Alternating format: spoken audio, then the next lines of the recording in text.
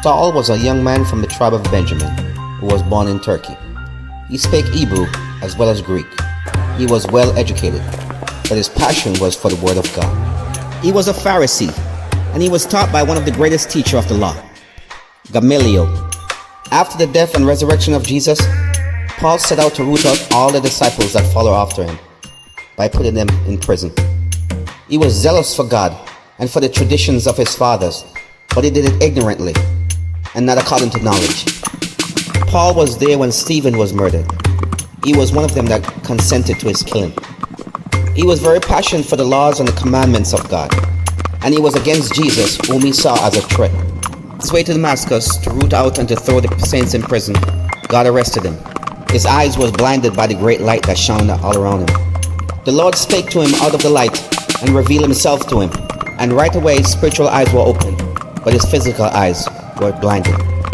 They led him away to a house in Damascus. He stayed in the house for a few days, fasting and praying. God heard him and sent a man to him to open his eyes. He baptized him, and Paul went straight away in the city to preach that Jesus is the Christ. In the churches they preach a lot about the love of God, and you could never overpreach that.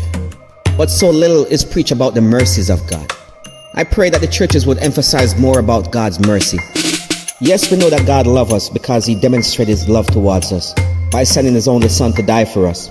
But we are guilty, and a guilty man is not looking for love only. A man who's guilty don't go into the court singing, "I am so glad that the judge loved me, that the judge loved even me." He may love you, but that's the wrong song to sing.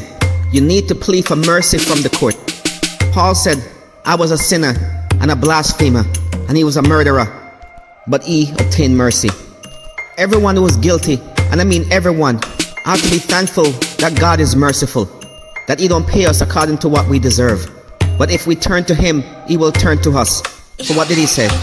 "I have no pleasure in the death of the wicked, but that the wicked would turn from his ways." It doesn't matter who you are, or what you are, or where you are.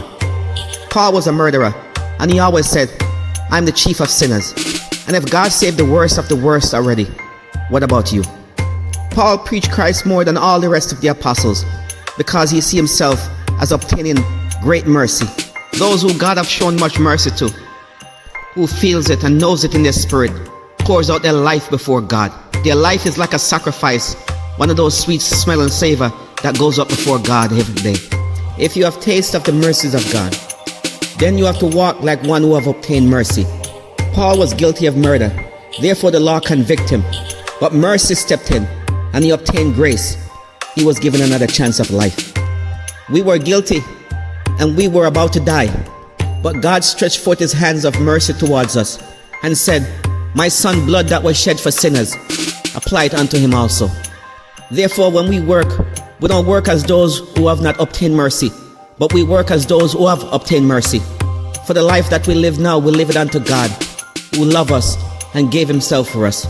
Paul went and began to preach the gospel all over Europe with the same zeal, the same enthusiasm, the same passion that he once had before, the passion that he used to persecute the saints. Now we turn it in a different direction, in the right direction. Now we drive full speed ahead, preaching the same message that he once persecuted the saints for.